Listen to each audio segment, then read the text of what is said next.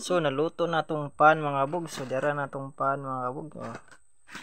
Normal eh. Mura gyud siya baligya sa tindahan mga kabog no. A few moments later. Sa tanan mga kabog, so maghimo tagpan. So atong unahon day mga kabog, magbuak sa tubig. Hindi mo yung sabaw ang ano yung mga kabog. Oh no. Uh-oh. So mga kabog, alam mo tanaw sa kung tiil mga kabog kay di man ta magluto tiil, so magluto tagpan mga kabog. A few moments later. So pagkahuman og bunot mga kabog, so ato ning bukon mga kabog.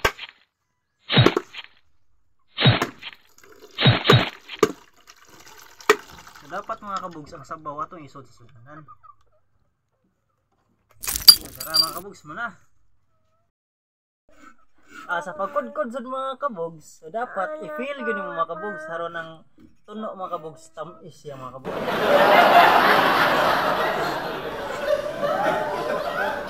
Later. Natagkudkod mga kabogs, so dara mga kabogs. So atong buhaton na ni mga kabogs. So ato ning pug-on mga kabogs para isabaw sa atong harina. Later. Puga mga kabog, so mao ni ang usa ka lobe no kay naa siya sabaw. So ato sang gamitan ano yung mga kabogs, so dapat 1/2 anong 1/2 sa kilo mga kabogs. So kung usa ka kilo ang gamiton, duha ka lobe. Kung 1/2 sa imong gamiton mga kabogs, so yan sa mga kabogs, usa ka lobe imong gamiton. So sige mga kabogs, 1 hour later. so pagkahuman mga kabogs, so i-mix nimo ang kamay mga kabogs. Depende niyo mga kabogs pila ang kamay niyo iyabo sa tuno mga kabogs. O yeast mga kabogs. Depende sa niyo mga kabogs. Duha ba ka yeast, tulo ba o sa ka milyon ka yeast mga kabogs. Nara na ninyo mga kabogs. Magkahuman mga kabogs, to yan ang i-mix mga kabogs. I-mix na mga kabogs. Saron ang yeast o ang tuno o ang kamay. I-mix na. So depende niyo mga kabogs. Ganahan mo kung sa flavor ba yung isagol. So dira atong harina mga kabogs. 1/2 niya sa kilo mga kabogs. Utunga. Depende niyo mga kabogs. Basta mo ra to mga kabogs. Kung usa kilo, duha ka lobe. Kung utunga, usara ka lobe mga kabogs. So i-mix na nato mga kabogs.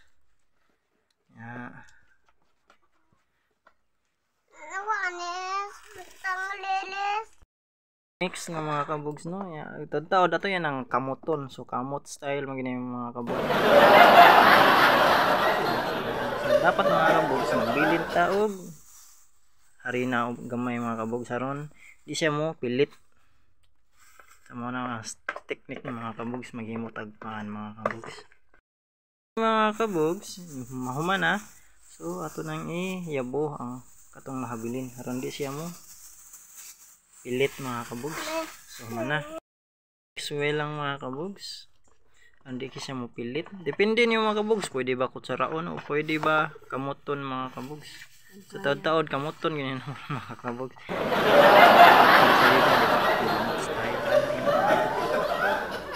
Basta mukha akong kagpaan mga kabogs, kinamot style gina mga kabogs. Pin plastic mga kabogs aron di sa kisa mo kan mga kabogs atong butangag mantika mga kabogs.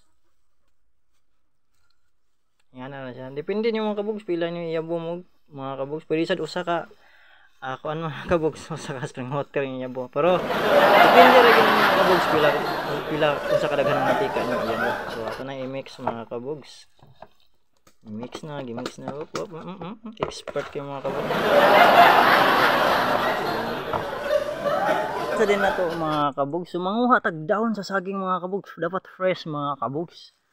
Para isagol sa pan. Oops, naputol na. Uy, nahulog. Para mo ni expert ako ang sekreto mga kabogs kung maghimo kag pan Bisaya mga kabogs. So makuha jud kag dahon sa saging. Moy ihapin mga kabogs. 6 hours later. Og mix mga kabogs so atong hapinan mga kabogs. Wait until 1 minutes or 3 minutes. Depende niyo mga kabogs. Tan-aw ni tubo na ba ang harina mga kabogs. Na siya mga kabogs. So, dara na mga kabogs. Gihapin na sa mga pares mga kabogs. ibutang na siya sa dahon mo na yung mga kabugs isagol. Ihapin na yung mga kabugs mo na ihapinan sa kan mga kabugs sa pan mga kabugs aron igluto mga kabugs dili mapaig ang atong pan mga kabugs ang dahon mo una yung mapaig.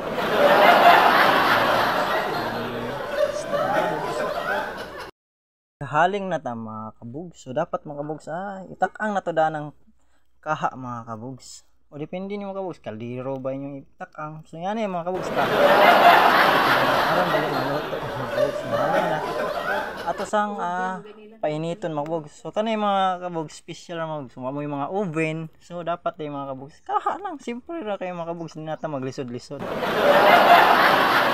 so ibutang na siya mga kabugs hanggang nainit so plaster na siya mga kabugs na sample na mga kabugs. So once natak-ang na ato sa ning ibutang ang kuan mga kabugs kani siya magsapin. So paabot to mga kabugs. Yan tanawon kung luto natong pan mga kabugs. Dara ang kaha, dara tong gihapin mga kabugs. Tanawon niya to kung luto na mga kabugs.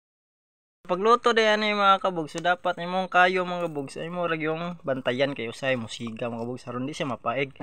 Kung kusog ang kayo, mga 5 minutes siya mga kabugs luto, pero paeg. So kung sakto lang kayo, mga 10 minutes mga kabugs lak. Sakto ra gid yung pan mga kabugs, puwa-puwa.